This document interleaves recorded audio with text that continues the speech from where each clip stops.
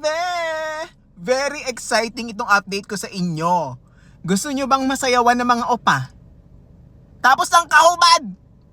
My God! Kung it's a yes mga be, heto na nga. For the very first time, ang Wild Wild ay pupunta rito sa Pilipinas. Ayan, grupo sila ng mga nagsasarapang mga opa. Yan po sila mga be.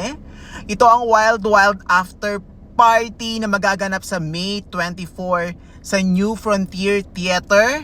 At meron silang dalawang show. Ito ang napakagandang balita. Meron silang 3 p.m. show at meron isang 8 p.m. show.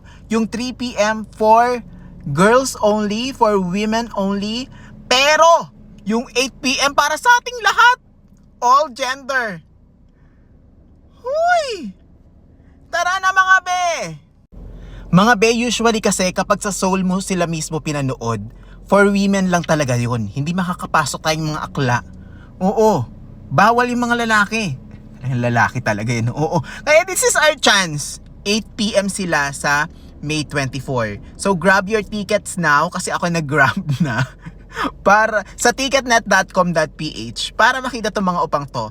At araw-araw ko kayong gagambalain at i-remind na bumili na ng ticket. Oo.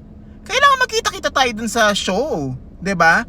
And kayo naman mga kababaihan, meron kayong for 3 p.m. show. Yes! I love it! For 18 years old and above lang pala ito mga be Baka gumorabels yun yung mga bata, diba? And this is organized by Steve O'Neill Productions. So, see you there!